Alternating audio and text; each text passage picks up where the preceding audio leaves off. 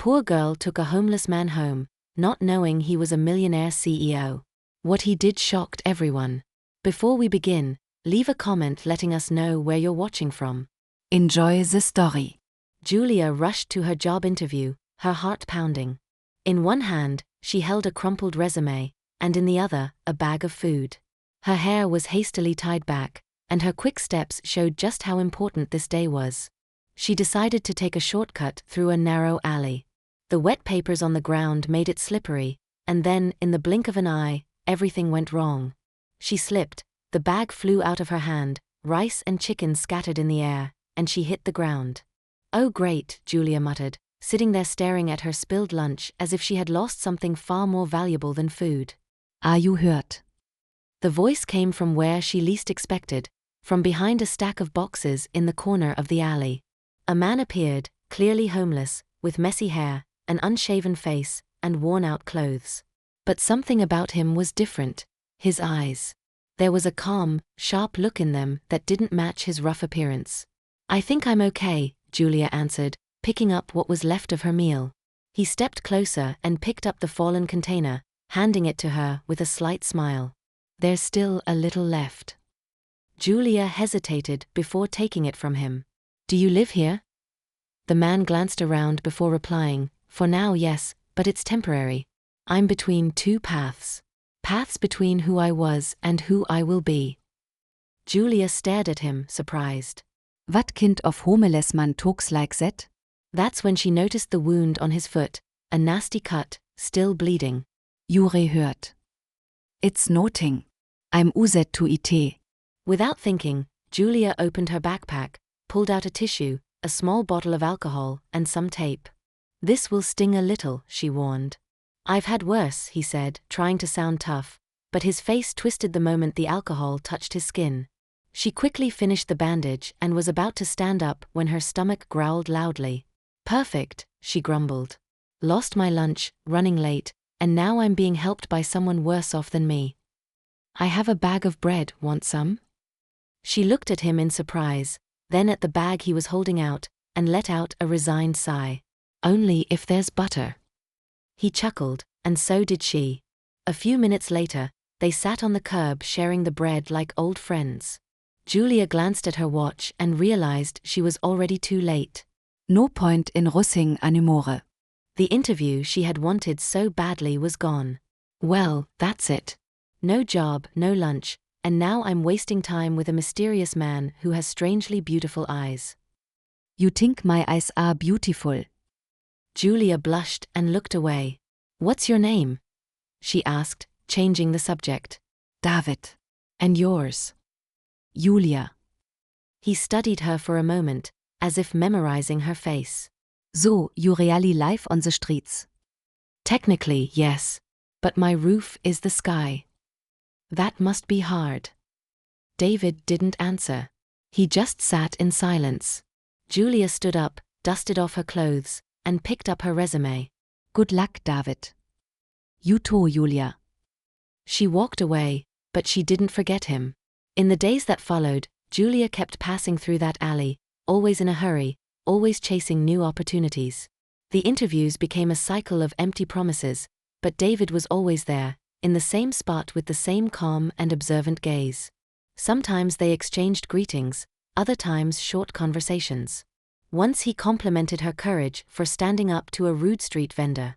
Slowly, his presence became a small but steady part of her chaotic days. On a freezing afternoon, Julia walked through the alley again. She had just left another disappointing interview, and she found David different. He was shivering. The bandage she had put on was still there, but now dirty and barely holding. The wound had worsened. His face was pale, his eyes sunken, and his arms were wrapped around himself, as if trying to hold on to what little warmth was left. Julia walked closer. "You still have that bandage?" she asked, concerned. "It's still holding," he replied, forcing a weak smile. She knelt down to check the wound. It was infected, and he could barely hide his shaking. Julia looked around, thinking. She knew it might not be the safest choice, but then she thought about the small back room in her apartment. Tiny, simple, but it had a bed, a blanket, and a heater that worked. I have a place, she whispered. David looked at her with a mix of surprise and caution. It's nothing fancy, just a little room, but it's better than the cold ground. You can stay for the night. Just tonicht. Just tonight, she repeated firmly. He hesitated, but he was too weak to refuse. He just nodded. She reached out her hand. He took it. On the way, Julia watched him. Even with a limp, David carried himself upright, as if holding on to a dignity no one else could see. He didn't look away, didn't seem ashamed, and that intrigued her even more. When they arrived, she opened the door to her small apartment. Welcome to my castle. Ignore the mess and the smell of disinfectant. David stepped inside slowly. He stopped in front of a framed photo of a smiling older woman standing next to Julia. Your Mutter. My grandmother. She's in the hospital this week. I take care of her. He touched the glass carefully, murmured something Julia couldn't catch. What did you say? Nothing. Just, she reminds me of someone I once knew. Julia felt a chill run down her spine but decided not to push. She led David to the small back room. This is the bedroom. Bathrooms at the end of the hall. Towels are in the cabinet, and watch out for the heater. Don't get too comfortable, okay? It's just for tonight. Of course. Just for tonicht. David stood there, taking in the space with quiet respect. That night, neither of them slept well. One, because he felt further than ever from his own past. The other, because she felt closer than ever to something she couldn't yet explain. Let's play a little game with the people who only read the comments. Type pizza in the comments. Only those who read this far will get it. Now, let's continue the story. The next morning started with the relentless sound of the alarm clock. Julia slowly opened her eyes, and for a moment, she thought she had dreamed it all. But as soon as she heard the sound of the faucet running in the bathroom, she remembered David was still there. She got up, tied her hair into a messy bun, and walked to the kitchen. She found a clean plate on the drying rack and a pot on the stove. You cooked? She asked, surprised, seeing David sitting at the table with a cup of coffee in his hands. I tried. It's more of an experiment than a meal. I promiset nothing exploded. Julia grabbed a spoon, tasted the rice, and made a face. This tastes like porridge. Missing salt. I'm practicing, he said with a half smile. Schelauket. So did he. For the first time since he'd entered her home, Julia saw him relax. Even so, something about him still didn't quite fit. The way he held the cup, the way he observed the space. He wasn't just some ordinary guy. You look more put together today. Sleeping under a roof works wonders, he replied, without looking at her. Julia nodded, poured herself some coffee, and sat across from him. I have to leave soon. 2 deliveries and a job interview today. Can he stay another day? She thought for a second. Their deal was for just one night, but he didn't seem like trouble. All right, but no snooping through my stuff and no more cooking experiments. I promise. No more salty porridge. As Julia rushed out, David settled onto the living room couch with a book he found on the shelf, Economics for Dummies. He smirked, flipped it open halfway, and started reading, turning the pages with an unsettling familiarity for someone homeless. Later that morning, he washed the dishes, straightened the kitchen towels, and cleaned the bathroom mirror, taking his time as if he'd done it 100 times before. That evening, when Julia returned, she found the apartment quiet and spotless. You cleaned. Seems fair since I'm taking up space. Are you trying to win me over with a broom and soap? If it works, I can mop the floor tomorrow too. Julia laughed and sank onto the couch, exhausted. My day was a mess. Got the deliveries done, but the interview was a disaster. You'll get there. You just need the right opportunity. She looked at him. The way he said it, it wasn't just encouragement. It was like he knew what he was talking about. You sound like someone who's had every opportunity in the world. Maybe I wasted a few, he said, a distant look in his eyes. The next day, while Julia was at work, David reorganized the bookshelf and fixed the flickering light on the balcony. He used a makeshift screwdriver, a bent spoon, and a rusty pair of pliers. When she got home, she noticed the light was working. You messed with the lamp? It was bothering me. You're good with tools. I was curious as a kid. Liked taking things apart. Didn't always know how to put them back together. Julia crossed her arms, suspicious. Jure noting like I imagined. And what did you imagine? A lost guy wandering around, barely able to write his own name. You've read too much and lived too little, he said. Schelauket. Arrogant, to. A little, sometimes. They laughed together. Their unlikely arrangement was starting to feel normal. But the peace didn't last long. The next afternoon, a loud knock on the door shattered the silence. Julia opened the door. It was the building manager, Mr. Oswald Stern. As always, good afternoon, Miss Julia. Can we talk? Of course, is there a problem? We've had reports of a strange man hanging around the building. Messy hair, worn-out clothes. Some residents are concerned. Julia frotze. David appeared behind her in the hallway, holding a dish towel. Is something wrong? The manager eyed him with suspicion. Is this the man in question? Julia opened her mouth, but David spoke first. Sorry if I caused any concern. I'm Julia's cousin. Said I came from out of town and I'm staying here for a few days until I find a place. Oswald raised an eyebrow. David stepped forward and offered his hand. David. Nice to meet you. The manager reluctantly shook his hand. Just be careful. The residents are sensitive about strangers, and the building rules require long-term visitors to be registered. We'll take care of it, Julia said, trying to sound firm. Oswald nodded and left. When she closed the door, she turned to David. Cousin. It worked, didn't it? He said, smiling. She laughed, shaking her head. You're too good at improvising. Old habit, he said, looking toward the window with that same calm expression. That night, Julia kept thinking about what had happened. How could someone who claimed to have nothing be so quick, articulate, and observant? David slept quietly in the small guest room, discreet. But something about him screamed the opposite of what he pretended to be. She walked over to the bookshelf and looked at the books he had arranged. One had a folded page at number 47. She opened it. There was a note written with her own pen. You are better than you think. You just need the world to see it. Julia smiled, and for the first time in a long while, she felt like maybe she wasn't so alone anymore. Julia woke up to the smell of fresh coffee coming from the kitchen. It was early, and the sky was still painted in shades of orange. She stretched slowly, forgetting for a moment she had someone else living with her.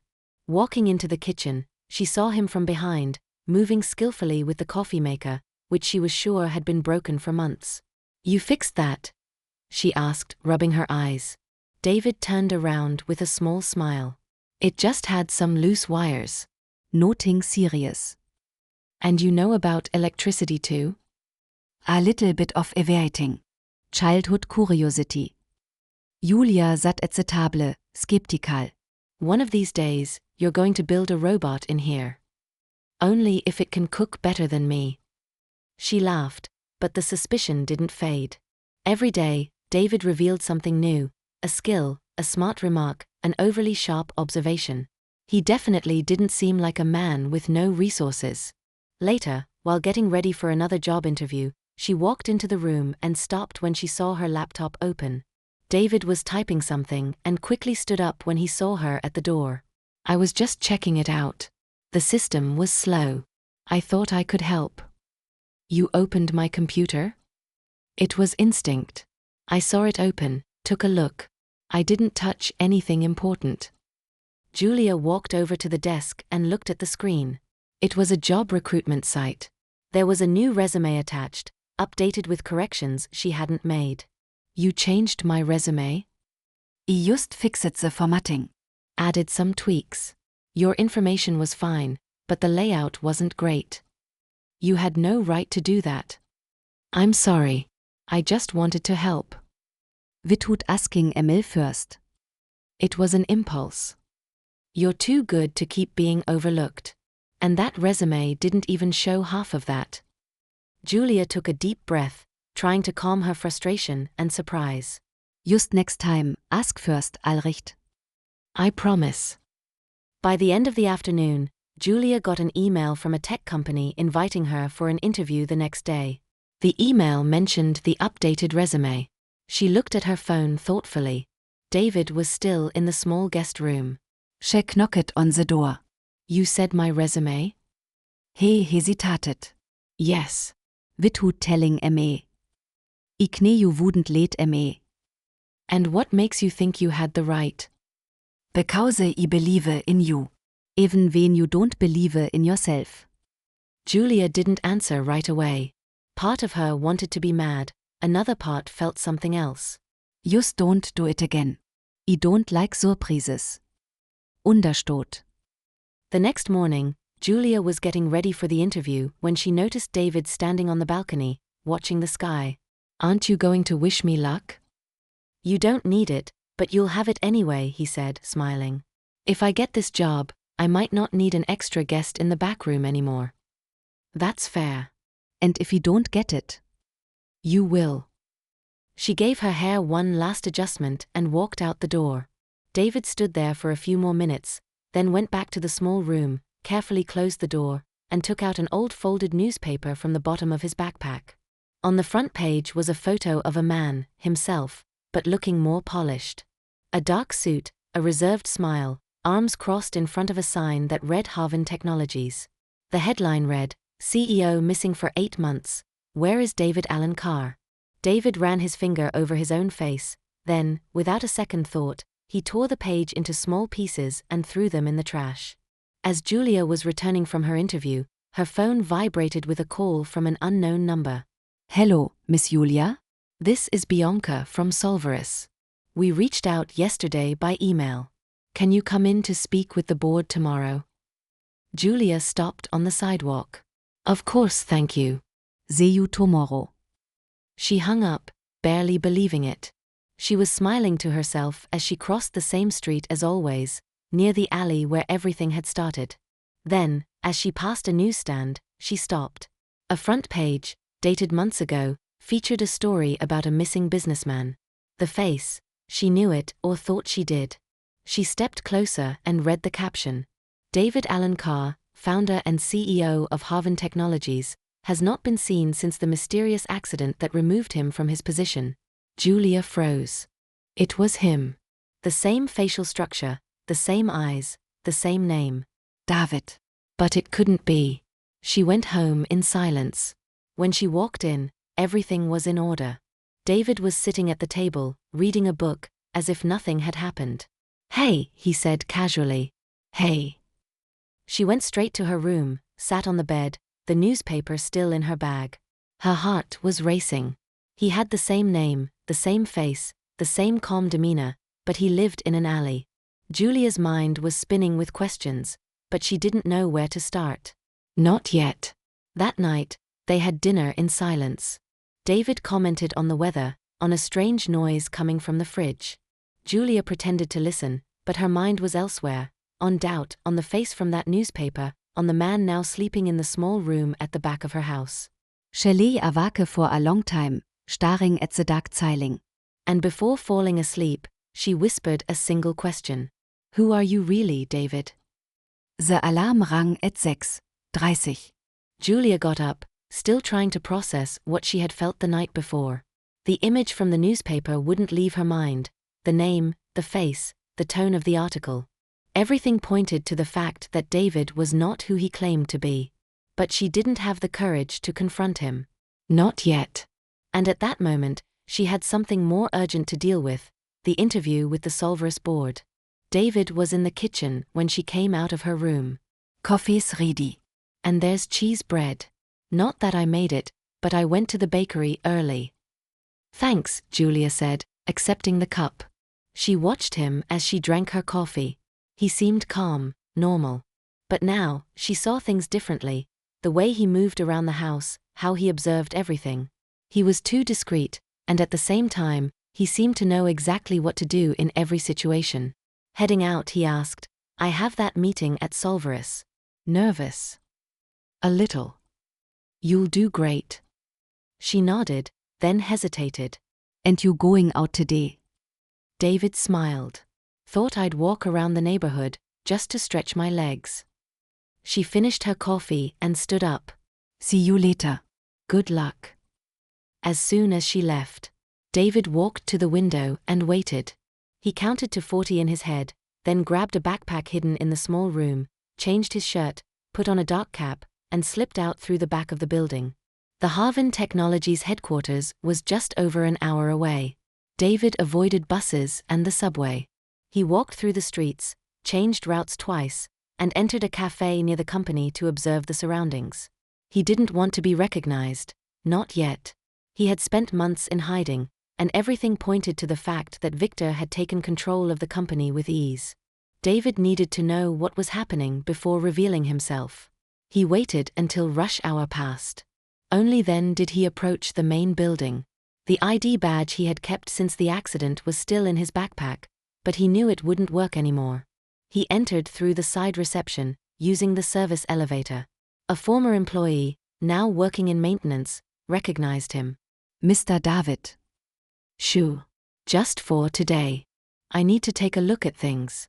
Can you help me? Of course. It's good to see you again. David Walcott trug se halbweis like a ghost. Most of the new employees had no idea who he was. When he reached the executive floor, he stood still in front of the glass door that once led to his office. Now, a new nameplate read Victor Alden, Chief Executive Officer. David took a deep breath and stepped into the meeting room next door. Connecting an old laptop to the internal system, he typed in his old password. It worked. Reports started appearing, contracts, meetings, transactions. And there it was, the plan to sell part of Harvin to a shell company based overseas. Victor was dismantling the company from the inside, slowly but systematically. David read every line carefully, committing the details to memory. He couldn't take anything, not yet. He had to be careful. Meanwhile, Julia was finishing her interview. Your resume looks great, Miss Julia, the manager said. And the way you presented yourself really impressed us. If all goes well, we'll be in touch by the end of the week. She smiled, thanked him, and left. She felt lighter, yet somehow uneasy. She took the bus home but got off 2 stops early. She walked to the newsstand where she had seen the newspaper. It's still there, she said, and asked the vendor if there were any other editions about David Allen Carr. There are, he said, pulling out a stack of old newspapers. Julia quickly scanned the headlines. Billionaire businessman disappears after suspected helicopter crash. Harvin Technologies changes leadership after CEO goes missing. Theories about David Allen Carr's whereabouts flood social media. She felt the ground shift beneath her. She Walcott home in Silengse. When she arrived, David was already there. He was sitting on the couch, his hair still damp as if he had just taken a shower. How was it? He asked casually. The interview? Yeah, good. I think it went well. That's great. And you had your little outing. He nodded. Felt good to get some air. Julia forced a smile and went straight to her room. She closed the door, sat on the bed, and spread the newspapers out on the mattress. Her eyes landed on the front page photo, the same look, the same posture. It was him. Now she was sure. That night, they had dinner together. Julia tried to act normal, but something was different. David noticed. So meeting vran. No, justiert. You seem distant. Just thinking, she replied. He was quiet for a moment, then stood up. If I'm in the way, I can lie. It's not that. She met his eyes. Who are you, David? He didn't answer. I saw the newspapers. I figured. Is it true? David walked to the window and looked out at the street. Yes. Then why are you here? Why are you hiding? Because I lost control of everything. And when I thought I had lost enough, I found you. Julia swallowed hard. You're David Allen Carr, the missing CEO. I was. But after the accident, I didn't want to come back. Not like that. They told me the company was fine. That Victor would take care of everything. I believed them. And by the time I realized they were lying, it was too late. Why didn't you go to the police or the press? Because it would destroy me. Not physically, but everything I built would turn to dust. And I don't do well with dust. Julia didn't know what to say. There was anger, yes, but there was also understanding. He wasn't just a liar. He was a man trying to escape himself. So what are you going to do? David turned to her. I don't know. But now, maybe I have a reason to go back. She felt her heart race, but she didn't respond. She just got up and went to her room. David stayed in the living room alone, looking at the photo of Julia's grandmother, thinking about how fate could be cruel and fair at the same time. The following week started off busy for Julia. While she was still waiting for a response from Solveris, she kept taking small jobs whenever she could. She worked as a waitress at events on weekends, delivered packages in her spare time, and sometimes typed resumes for neighbors for a little extra cash. On Friday morning, she received a message from a co-worker's number. Party tonight. A tech company event, a big one. Are you in? Julia didn't think twice. She replied yes. She didn't know it yet, but that invitation would change everything. That night, Julia arrived at the event venue, a luxurious hotel with a mirrored facade and a lobby that sparkled like a grand ballroom. The decor was elegant, the kind of place she would never visit by choice. She was given a standard uniform and directed to the main hall. Don't talk to guests unless necessary and smile, the coordinator said hurriedly, handing out trays of glasses. Julia took a deep breath and stepped inside. The hall was enormous. Screens displayed animated charts, corporate presentations were projected on the walls, and in one corner, an orchestra played softly. She walked among the guests, balancing a tray of champagne, trying to keep her posture steady. Then, she saw something that made her stop. David. In a suit, clean-shaven, standing tall, he was talking to a group of well-dressed men, gesturing with the confidence of someone who knew exactly where he belonged. Julia felt her breath catch. For a moment, he didn't see her, or he pretended not to. She quickly stepped aside and moved into a hallway, her heart pounding. Why is he here? She thought. How does no one recognize him, or do they? She looked again. David was laughing with an older executive, both holding glasses. He was wearing a name tag with a different name, Daniel Andrade. She closed her eyes for a moment. This was too real. In the back room used by event staff, Julia tried to calm herself. She took her phone out to send a message to a coworker, but just as the coordinator called her away, she left it on the counter. Minutes later, when she returned, the phone was gone. She searched everywhere, asked the other staff members. Nothing. She rushed out of the break room and started looking around the event. She tried to remember where she could have left it. She stopped near the entrance, watching the flow of people coming and going. That's when she saw David, or rather Daniel, slipping quietly through a side door. Something in his jacket pocket caught her eye, a metallic edge, like a phone. Julia didn't have time to confront him. He disappeared down the hallway. That night, she went home without her phone, without answers, and with a storm of questions swirling in her mind. David hadn't come back yet, and when he did, it was already past midnight. He entered quietly, without turning on the lights, thinking Julia was asleep. But she was sitting in the living room, waiting. Where were you? She asked, straight to the point. He paused for a second.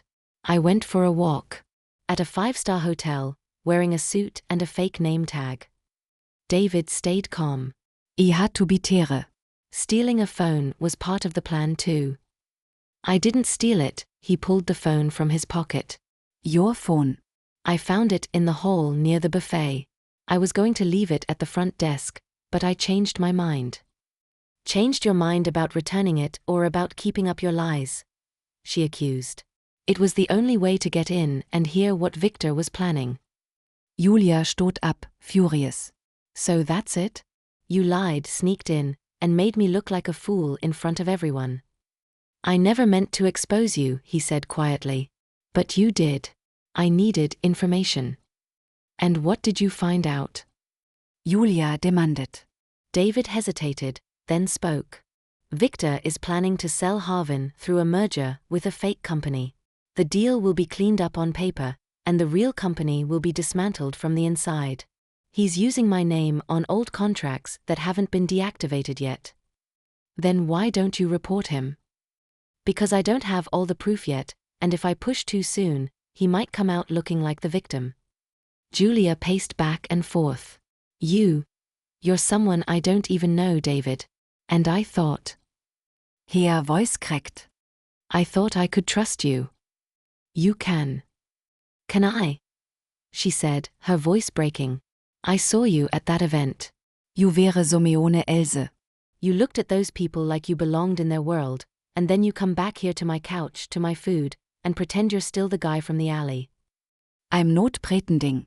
I'm both the man who messed up and the man trying to make things right. Julia took a deep breath. I need to think. She walked into her room and shut the door. David stod Tere in the dark, still holding the phone. The next morning, Julia woke up with her mind in turmoil. She got up, made coffee, but didn't call David. He was already up, dressed, and ready to leave. I'll be gone for a few days, he said, standing at the door. Running away again? She asked. I'm finishing what I started. Alone, for now. What if I'm not here when you get back? She asked quietly. David gave a sad smile. It would still be worth it. He walked out, and for the first time, Julia felt that maybe this was the end. Across town, David quietly entered a small office. He met an old contact, someone who owed him favors and didn't ask many questions. I need access to Harvin's digital files, old backups, legal department transaction records, contracts signed in the last 6 months. What are you planning to do? Make Victor trip over his own plan. As he spoke, David felt the weight of everything he had been through. This wasn't about the company anymore. It was about truth, about justice, and most of all, about facing Julia without more half-truths. 2 days later, Julia received an envelope at home. No sender. Inside was her phone, now with a new folder saved in the gallery, Harvin Truth. She opened the files, spreadsheets, recordings, copies of emails, everything, along with a simple typed note. I couldn't stay, but I never really left. D. Julia pressed the phone to her chest, and for the first time in days, she knew exactly what she had to do. It was Sunday. The coffee on the kitchen table had gone cold, but Julia hadn't taken a single sip. Her phone was in her hands, the folder from David still open. Every document she read made things clearer, and more dangerous. Victor was tearing Harvin apart from the inside like an old toy. The records left no doubt.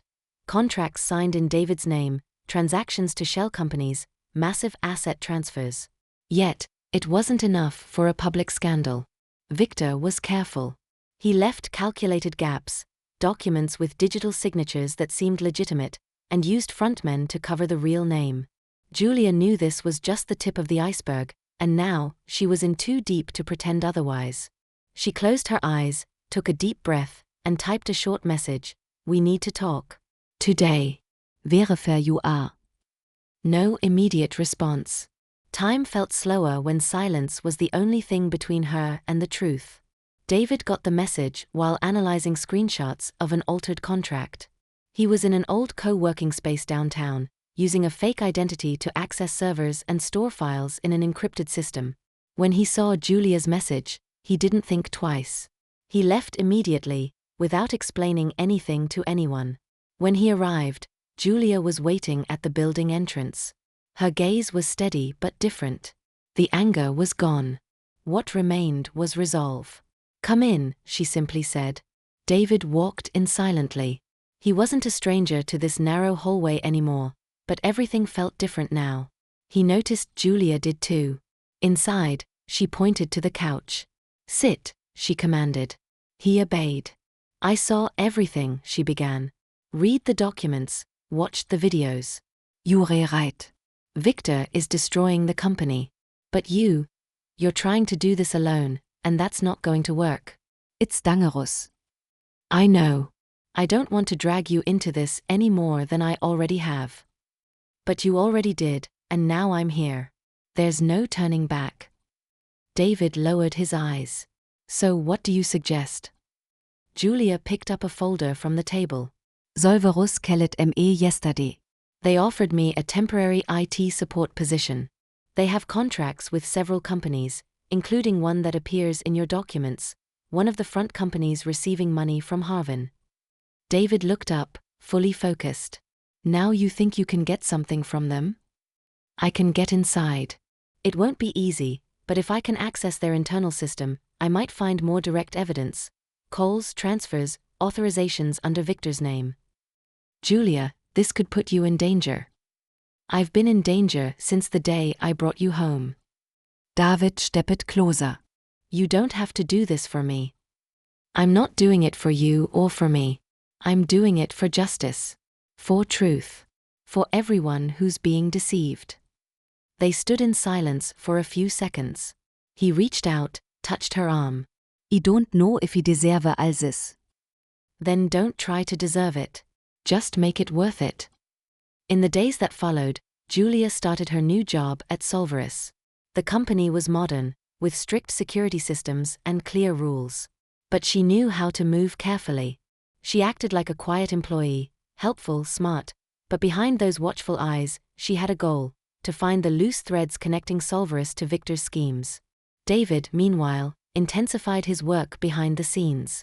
With the help of an old trusted partner, Marcos, a former director of digital security at Harvin, he set up a parallel data collection base. Information was flowing faster now. The plan was taking shape. There's a meeting scheduled between Victor and the Ghost Company's directors next week, Marcos said, showing an intercepted email. It's at the Magnolia Hotel, private hall, event name, strategic merger. David knew exactly what that meant. If that contract was signed, he would lose any chance of turning the situation around. The night before the meeting, Julia got her hands on the meeting valuable. During a break, she accessed the company's system and found a hidden file containing recordings of meetings between Victor and executives from the shell companies. Clear voices, distinct conversations, details about payments, agreements, and the use of David's documents.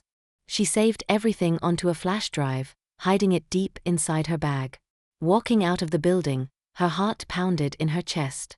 She felt like she was carrying dynamite. That night, she met David. I got it, she said, handing him the flash drive. He took it carefully, as if holding gold. You took a huge risk. Was it worth it? More than you can imagine. He plugged the flash drive into his computer. The screen displayed the audio files. Then Victor's voice played.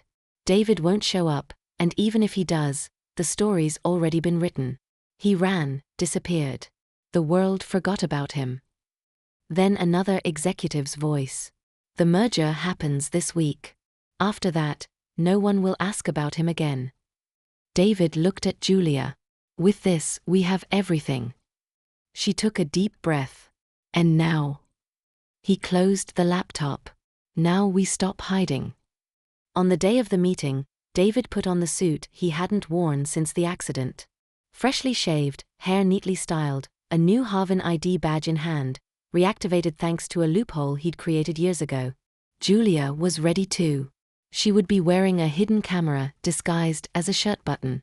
The plan was simple. He would enter as an investor. She was already scheduled to assist with meeting logistics. When they met at the hotel entrance, the air was tense. Are you ready? He asked. Let's end this. The hall was packed with important people. Victor hadn't arrived yet. The directors from the shell companies were seated around a large oval table. Julia moved among them, handing out materials, connecting cables, adjusting the projector, acting as if everything was normal. When Victor finally walked in, silence filled the room, but it didn't last long. Gentlemen, he said, today we take an important step forward. And for that, I have the pleasure of introducing a new partner, Daniel Andrade. David entered through the side door. The impact was instant. Eyes met, someone whispered, and one of the directors turned pale. Victor Frotze. This can't be, he muttered. David walked calmly to the front of the room. Good to see you again, Victor. This is trespassing. You're impersonating someone else. No. I'm reclaiming who I am. David Allener, founder of Harvin, and the victim of a fraud that starts with you. Victor tried to stay composed, but the looks around the room had changed. David pointed to Julia. Everything was recorded. Ever meeting, ever call, ever misstep. Julia activated the live broadcast. Screens around the hall displayed the audio files, the voices, the proof. Some tried to leave. Others froze in place. Victor faucht back. This is fake. Manipulated. But no one believed him. David pulled an envelope from his pocket. Court order freezing all assets linked to Harvin's shell companies and Victor. An arrest warrant, signed that morning. Police officers entered from the side of the room. Victor was handcuffed without a fight.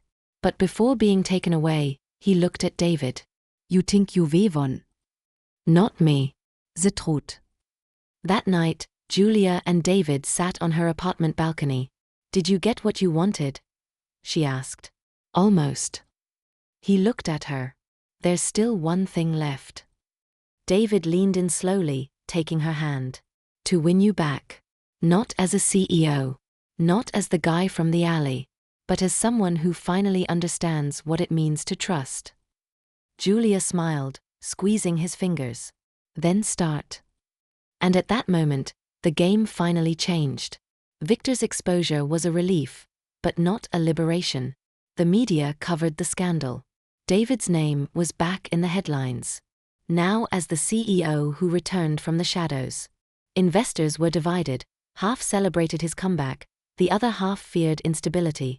But for David, none of that mattered more than the uncomfortable silence between him and Julia. In the past few days, she avoided questions. He avoided answers. That night, they sat across from each other at the dinner table. Julia's plate remained untouched. Do you still think you did the right thing? She asked, without lifting her eyes. David took a moment before answering. I did what had to be done. Even knowing that now, everything revolves around you again. He sighed. Do you think I enjoy this? I don't know what you enjoy anymore, David. I don't even know if I know you. That hurt more than he was willing to admit. I'm the same man you found in that alley. No, you're not the man I found, she said. He gave me food when he had nothing. The man sitting here hides things from me, calculates, acts like the world is a chessboard. Because now it is. And where do I fit into this game? She asked, her voice quiet. He didn't answer. If there was an answer, it wasn't simple. The next day, Julia went to Harvin for the first time since the scandal. David had asked her to accompany him to a board meeting, where he would present the company's restructuring plan. She stepped into the towering building, her eyes scanning everything. The receptionist recognized her and whispered something to the security guard. Julia pretended not to notice. In the elevator, David adjusted his tie. Julia watched him in the polished steel reflection. Nervous, she asked, Are you always this composed? Always. She gave a faint smile, but the tension lingered. The meeting was brief. David presented his plans with confidence. He spoke of transparency, independent audits, revising contracts, and giving opportunities to young talent. Julia listened, but her mind was elsewhere. When they stepped out, she looked at him. You're very good at this. At what? Speaking well. Convincing people. He understood what she was really saying. You think I'm manipulating you. I think you've gotten used to controlling everything. David stayed silent. As Julia walked away to pick up her phone from the front desk, he headed back to his office. On the way, a security guard discreetly stopped him. Mr. Allener, a man was here last night. He left this with your name on it, but didn't identify himself. It was a thin envelope. No return address. David opened it right there. Inside was just a single photo, Julia entering a building. A handwritten note read, How far is she with you? His stomach twisted. That night, he didn't come home. Julia spent hours staring at her phone, the door, the clock. Anxiety returned like an old enemy. When he finally arrived, it was past 2 in the morning. His eyes were red, his face exhausted. Where were you? She asked. I needed to think. About what? Everything. About how all of this is affecting you. And you think disappearing helps? He sat on the couch. Somione sent ml atreat. A photo of you. Her eyes widened. What? They're trying to plant doubt. Make me suspicious of you. And did it work? No. But it made me realize how exposed we are. Julia sat beside him, closer than she intended. I'm not going anywhere, David, unless you push ml away. I would never do that. Ten tell ml everything. No more secrets. He hesitated, then as if lifting a weight off his shoulders, he spoke. I have a false identity. Daniel Andrade was a name I created years ago during a business trip to Dubai to close deals with investors who didn't trust young CEOs. I used that name to move around, sign documents, even open accounts. You have accounts that aren't in your name? I had. But everything was legalized when I came back. Still, the name remained like a shadow. And now someone is using it against me. Someone from inside, maybe. Julia stot ab. You need to report this. Without proof, I can't. Then find proof before they use it against you. He nodded. 2 days later, Julia received an anonymous envelope at the cafe where she used to work before taking freelance jobs at Solveris. Inside was a copy of a stock transfer document under the name Daniel Andrade. David's name was nowhere to be found. A note read, Do you still believe you know him? She went to Harvin that afternoon. She didn't call ahead. She waited for him to finish his last meeting and intercepted him in the parking lot. Is this yours? She handed him the envelope. David recognized it instantly. Who gave you this? It got to me the same way it got to you. Julia, this is part of what I told you. Someone is trying to break the trust between us. And is it working? Only if you let it. She crossed her arms. But why didn't you ever tell me about this past? About this other name? Because it was a mistake I had buried. A mistake I thought would never come back. You can't expect me to believe everything without questioning it, David. You disappeared for months, lied about who you were, snuck into parties with fake badges, and now there are documents with names I've never even heard before. I have the right to doubt you. He lowered his head. You're right. So do we keep going, or do we stop here? David stepped closer, hesitant.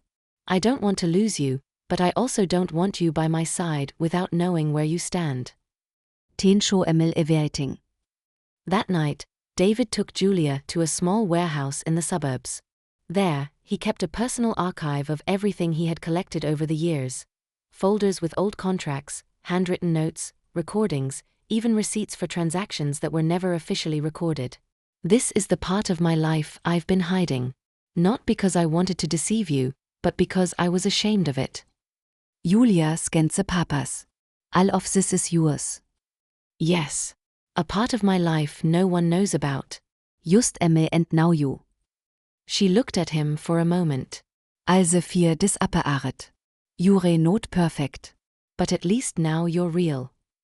David smiled, relieved. This is the closest to the truth I can get. Then start here. From now on, no more secrets. I promise. Julia stepped forward and hugged him tightly. Without hesitation, he closed his eyes, and finally, he knew he didn't have to run anymore. But on the other side of the city, in a dimly lit office, a man watched everything unfold on a screen. They're together again, he said to no one in particular. The assistant behind him kept his eyes down. Should I move forward with the plan? Yes. But now more carefully. They're stronger, and that makes everything more dangerous. The man lit a cigarette, leaned back in his chair, and smiled. But don't worry. Even the strongest alliances have invisible cracks. Julia woke up to a different kind of silence that morning. The apartment felt bigger, emptier. The kettle was still in its usual spot, but there was no scent of fresh coffee, no sound of David's footsteps coming from the small guest room. Instinctively, she got up and went there. The bed was made. The closet door was open, and on the pillow, an envelope with her name. She picked it up with trembling hands, sat on the edge of the bed, and read.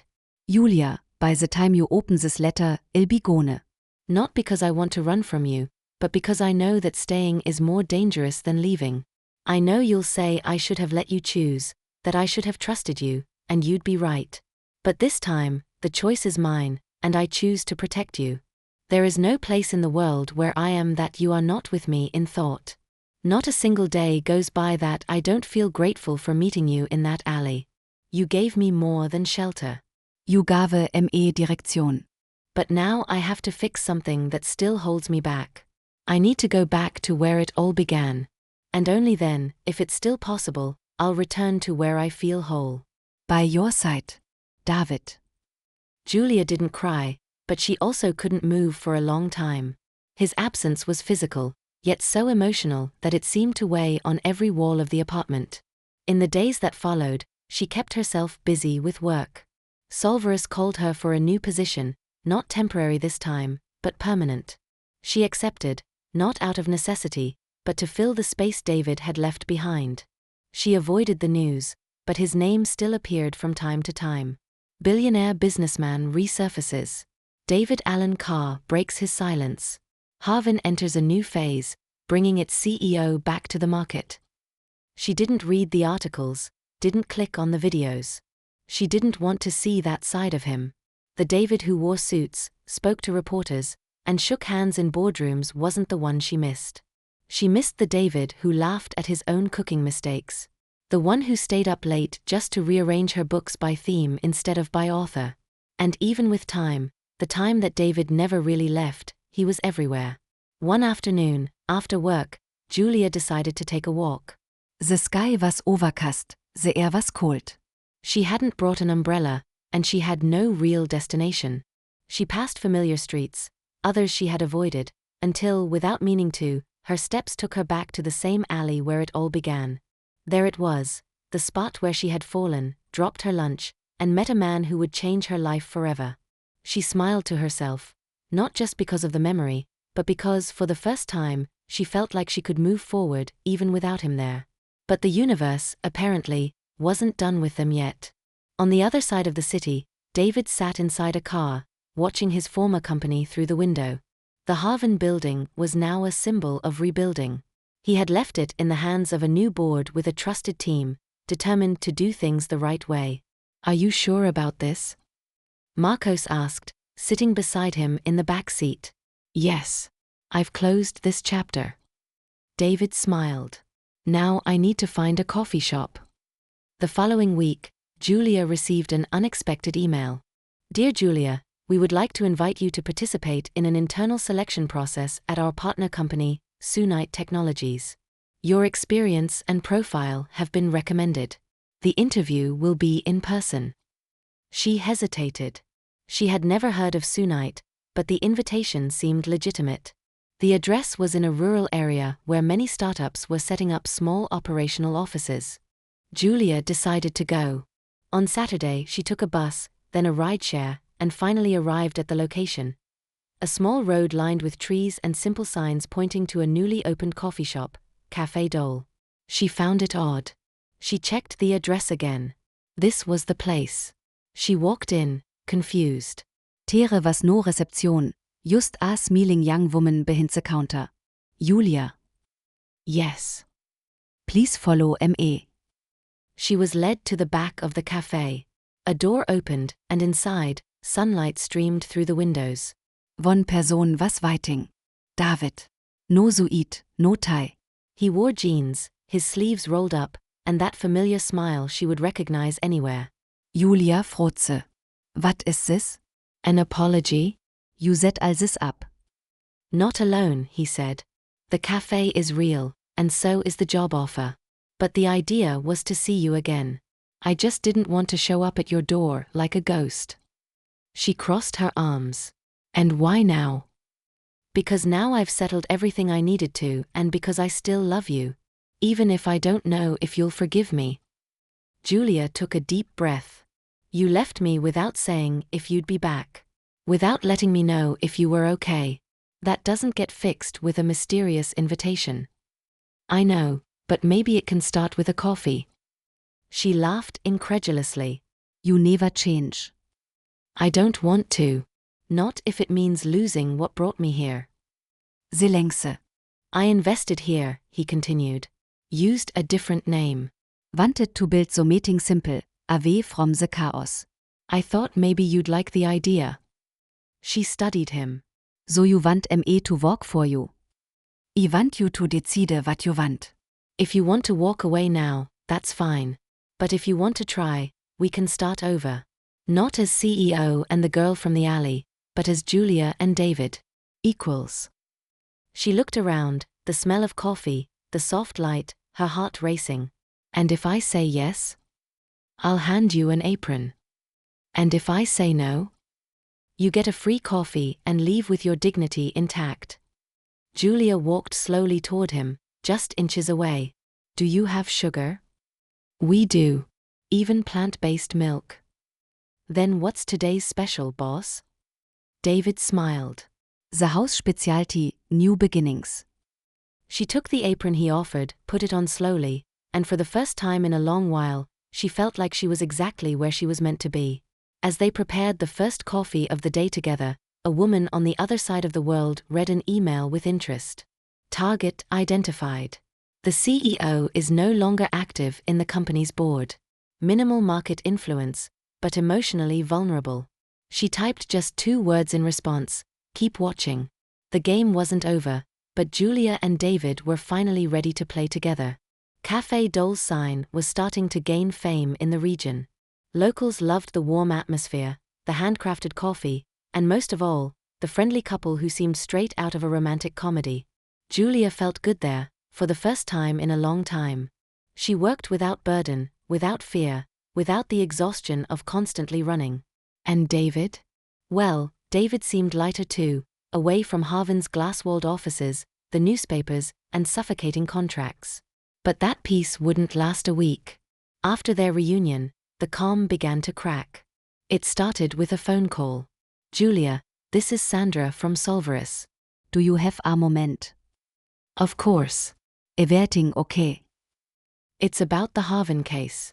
You're still on the list of summoned witnesses. What? Victor's defense has filed a new strategy. They're trying to accuse David of corporate fraud and identity misrepresentation. You've been listed as a key figure from the time he was in hiding. Julia pressed a hand to her forehead. But he was protecting himself. I know what he did. I helped. Yes. But his defense team hasn't officially responded yet, and the prosecution wants to determine if you were used, manipulated, or complicit. Julia swallowed hard. And when is this happening? Preliminary hearing next week. That night, as she and David were closing the cafe's register, she decided to speak up. Did you know Victor was still trying to bring you down? David didn't seem surprised. I figured he'd try something. He's accusing you of fraud, and they called me as a witness. David dropped the coins on the counter. Julia, I never wanted to drag you into this.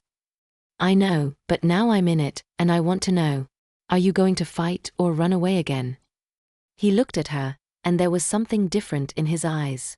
Not fear, not doubt, but something that mixed exhaustion with determination. I'm going to face it. Then start by telling the truth. Which part? All of it. David sat down, took a deep breath, and began. When I came back from Victor's exhibition, I thought staying away was enough. But as soon as the press found out I was alive, everything reignited. Investors pressured me, the board summoned me. I tried to refuse, but I realized that Harvin was still my responsibility. So you came back as an interim. But I didn't tell anyone. I wanted to settle the pending contracts, hand over the company to trustworthy hands, and leave for good. And you didn't tell me because? I knew you'd think I was doing it all over again, disappearing, controlling everything. Julia watched him in silence. And do you still think you can live between 2 worlds? I just want one of them to be with you. The hearing came quickly. The courtroom was packed, even though it was just a preliminary session. Julia sat in the row reserved for witnesses, her hands clasped in her lap. David entered with his lawyer beside him. He wore a dark suit, his hair neatly combed, but his gaze was still the same. On the other side, Victor looked thinner but no less venomous. The judge opened the session. The prosecution laid out its arguments. David had used a false name, moved around in disguise, attended private events. And now, he had to explain whether all of it was part of a dirty scheme or an act of survival. Then Julia was called. She walked to the stand with firm steps. The judge looked at her. "Miss Julia, what can you tell us about the time Mr. David was absent from the public eye?" She took a deep breath. That he was trying to save his own life and later, the company he built. "Did you know he was using a false identity?" "I found out later, but I understood why. He was betrayed, hunted, discredited. And even so, he chose to fix things." Not to disappear. Not to seek revenge. Victor's lawyer stood up. "At any point, did he coerce you, manipulate your decisions, convince you to help him in illegal acts?" No. "Everything I did was because I believed in him." "Do you still believe in him today?" Julia looked at David. He was watching her, as if that answer was more important than the verdict. Yes. I Donnerstag. By the end of the hearing, the judge hadn't ruled yet, but the tone was clear. David had acted outside formalities but not outside justice. The evidence showed intent to protect, not to deceive. Outside the courtroom, journalists surrounded Julia. "Are you with him now? Is he really the man who disappeared? What is it like to be with someone with two identities?" She took a deep breath, smiled, and answered, "He has two names, but only one heart. And that is what matters." A few meters away, David heard her, and at that moment, he knew there was still hope for everything. The morning of the trial was gray. It wasn't raining, but the sky seemed to hold back tears as if hesitating before a farewell. David was ready, or at least trying to appear so. He wore the same suit he had worn when he first took over Harvin, the one that always felt like a shield. Today, however, it weighed like an old armor. Julia wasn't with him. Since the preliminary hearing, they had spoken little, and the night before she had only said, "If you need me, you know where to find me." But now, she wasn't on the witness bench. She wasn't in the waiting room. And she hadn't answered the 2 calls he made before leaving home. Even so, David entered the courtroom with his head held high. On the other side of the room, Victor looked confident. He had a new team of lawyers hired at the last minute. He smiled slightly, like someone who still believed he had one last card to play. The judge started the session right on time. The first few hours were technical debates over legal terms, contractual responsibilities, and the thin line between caution and omission. David listened in Silence. He didn't argue. He didn't gesture. He just waited. When he was called, he walked to the center of the room, stopped in front of the microphone, and spoke calmly. "During the time I was absent, my priority was to protect what was left of my company," he said. "And yes, I used a false name, entered events in disguise, acted outside the protocol, but every step I took was to prevent a bigger crime." The judge observed him closely. "Do you acknowledge that you violated corporate and legal regulations?" "I acknowledge that," David said.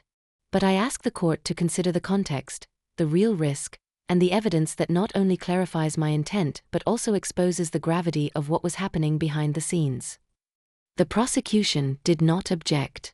Victor's defense tried to shift the focus, but the audio recordings, videos, and documents presented during the trial phase were undeniable. After a brief recess, the judge returned to deliver the verdict. The court acknowledges that Mr. David Allen Carr acted outside legal parameters at certain moments, but his actions were driven by the need to protect both himself and his company.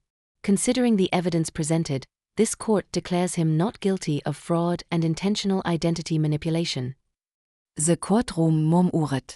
For the first time, Victor lost his smile. The judge continued.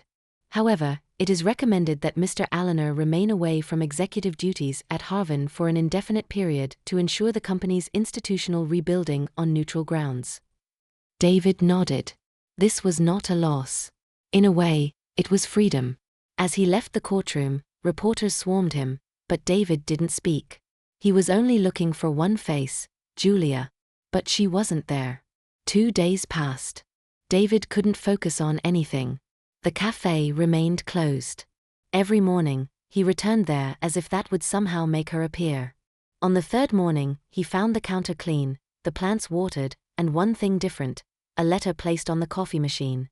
He recognized the handwriting instantly. David, first of all, congratulations. You did what many would have given up on. But I needed some time because watching you in that courtroom was hard. Seeing the weight you still carry. Seeing the world pulling you back in, even when all you want is to breathe. I love you, but I love myself too, and right now I need to remember who I am without you around. Because for a long time, my life was about surviving, and now that I've learned to live, I want to do it for me. This isn't goodbye, but it is a pause. Sometimes a reunion is only beautiful because of the space in between. With love, Julia. David stood still for a long time, then he made himself a cup of coffee. He sat by the window and looked at the small garden they had started together. He didn't cry, but he let the silence fill every corner of what she had left behind. Months passed. David never returned to Haven.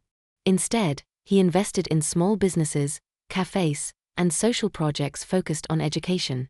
He chose a quieter, simpler life, but never a lonely one. Julia changed too. She opened a small bookstore in a quiet neighborhood, creating a cozy space for community reading. She worked less, smiled more. She was whole. They hadn't seen each other in all that time, but they thought about each other often.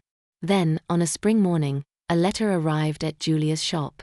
It was signed with only a single letter, D. It said, I found a town where the trees bloom all year long, where the coffee never gets cold, and where there's an empty chair beside mine.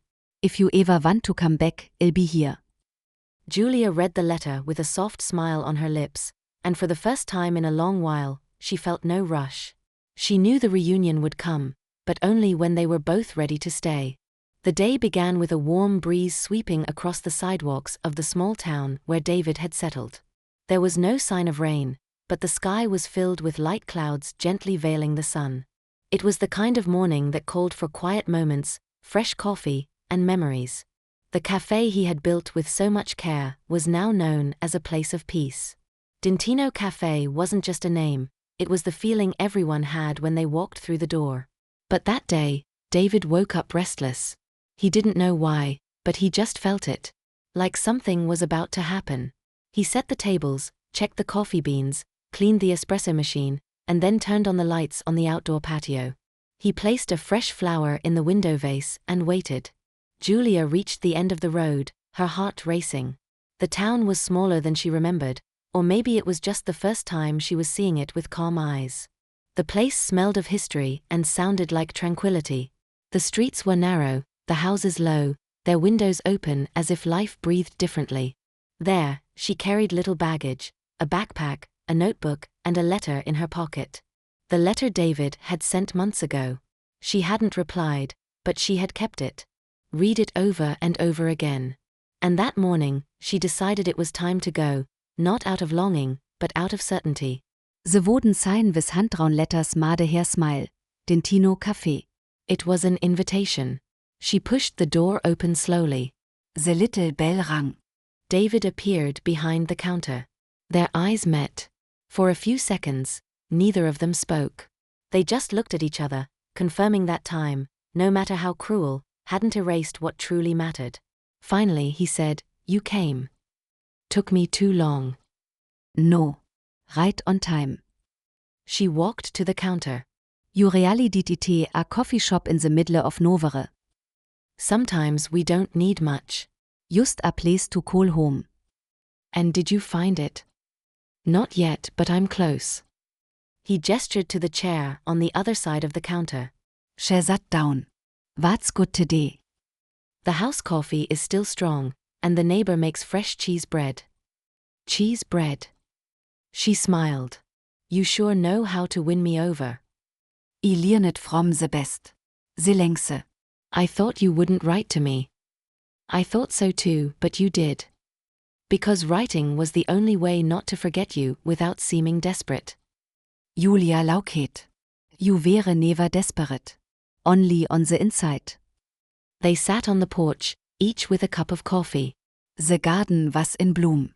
Liebes dankset in the Breze. There was no rush, no expectations. Just the perfect pause between the end of one story and the beginning of another. The bookstore you opened is beautiful, he said. I saw some pictures. Looks like it's more than just a shop. It's a place where people feel at home. That was the idea. As beis where people kult breate freely. And did you succeed? I'm still trying. As always. She looked at him. You we shanget, David. For the better. For the truth. He nodded. And you? I stopped running. Stopped hiding. But I had to step away to understand who I was without you. And did you? Yes. But now I also know who I am with you around. David set his cup down. I don't know if I still have the right to ask for anything, but... You're going to ask? If I asked you to stay just for a few days, would you consider it? She didn't answer right away, then smiled. I packed enough clothes for a week. I can get you an apron. I already feel at home. In the days that followed, Julia helped at the register, the tables, and with customers. She reorganized the books on the small cafe shelf and created a section called Reading with Coffee, a selection of light, inspiring books. David watched it all with quiet admiration. It wasn't like before. They no longer had to prove themselves or save each other. They just walked side by side. One of the regulars, an older man with a white beard and a worn-out cap, commented, "You two have something special. Like pieces of the same puzzle." Julia smiled. Maybe we are. David stayed quiet, but that night, as they closed the register, he said, "I've been thinking about something." "What?" "How sometimes life takes us in circles just to bring us back where we were always meant to be." Like a cafe kellet dentino. Exactly. Julia looked into his eyes. "Are you still afraid of what?" Of getting lost again. No. Because now I know if we ever get lost, you'll find Emil again. She reached across the counter and took his hand. "Always."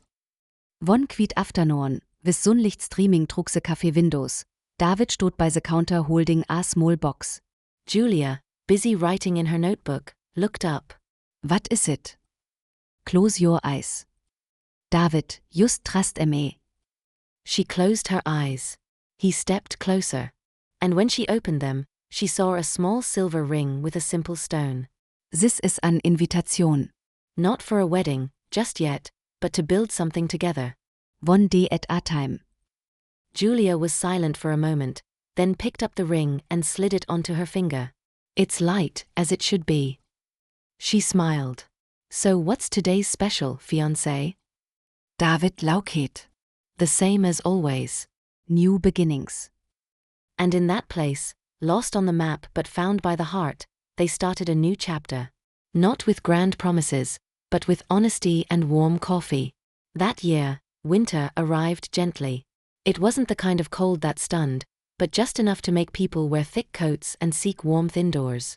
For customers at Dentino Café, that meant spending more time there, curled up in armchairs near the bookshelves, holding their cups with both hands as if the warmth of the coffee could also warm their souls. David and Julia stood behind the counter like so many mornings before, but something felt different. The cafe was busier than usual, and the staff, now a team of 3 full-time employees, moved around with an energy that seemed to be hiding something. What's going on here today? Julia asked, watching the subtle rush. "Oh, nothing special, Pedro," one of the baristas answered, trying not to smile. Pedro, you don't know how to lie. David walked out of the kitchen holding a bouquet of sunflowers. Julia frowned. "Is this also nothing special?" "You'll see." He walked to the cafe door, which was open because of the mild weather, and placed the bouquet on a table on the porch. Then he held out his hand to Julia. Come with me. "David, just for 5 minutes." She followed him without resisting. As soon as she stepped outside, she saw something that took her breath away. In the garden, now decorated with delicate banners and lights hanging from the branches, stood her friends, neighbors, employees, and even loyal customers of the cafe, all smiling, waiting. What is this? David looked at her, his eyes shining. It's our day. Our what? Right there, on the still damp morning grass, he got down on one knee. Julia, you were the most unexpected and perfect thing that ever happened to me. You showed up when I was nothing but ruins and had the courage to rebuild me with patience. I don't want to live without you anymore.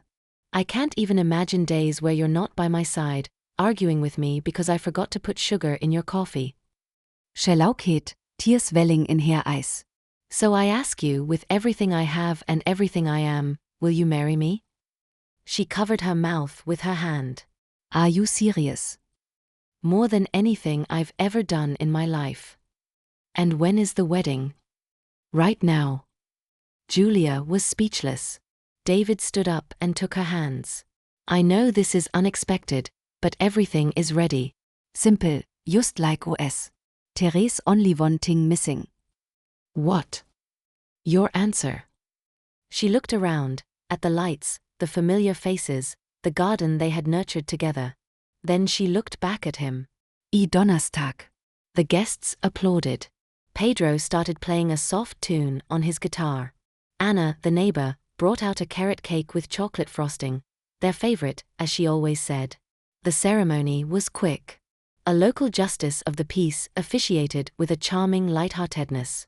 David and Julia exchanged vows, looking into each other's eyes as if nothing else in the world existed. I promise to remind you who you are, even when you forget, she said. And I promise to protect you, even if the world crumbles again, he replied. The kiss came right after, unhurried, as if every chapter of their story, filled with both pain and beauty, had finally found its perfect ending. That afternoon, the cafe was open to everyone. The tables were pushed aside, turning the space into an improvised dance floor. The children ran around with napkins tied like capes, while the adults toasted with cups of coffee topped with cream and chocolate. Julia watched it all with teary eyes, sitting by the window. David sat beside her, holding a cup in his hand. What are you thinking about? He asked. That for a long time, I thought there were only two choices, surviving or giving up. And now, here I am, living. You always knew how to live. You just needed space. She rested her head on his shoulder. And you? Are you happy? More than I deserve. You do deserve it, David. Because you chose to change. You chose to laugh. And more than anything, you chose to stay. At the end of the day, when everyone had gone home, Julia and David sat at the counter again. The cafe was quiet, lit only by the soft glow of a lamp in the corner. You know what I was thinking? She said, stirring her spoon in her cup. What? Maybe it's time to change the cafe's name. Change it. Not entirely. Just a little adjustment. She got up, grabbed a sheet of paper, and wrote with a blue pen, Cafe and Heart. What do you think?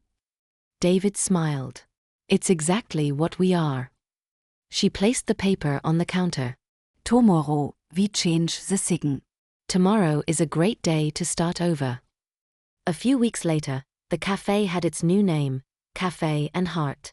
It became a small tourist attraction, drawing visitors who wanted to see the place where the missing CEO restarted his life with an ordinary woman who had the heart of a giant. But inside, they weren't a legend. They were just life. David made the coffee. Julia managed the books. And they loved each other effortlessly, like two people who understood that the real luxury in life is having someone to share the silence with. What did you think of Julia and David's story? Leave your opinion in the comments. On a scale from 0 to 10, how would you rate this story? Subscribe to the channel and turn on notifications to follow all our stories. Don't forget to check out more touching stories by clicking on the final screen.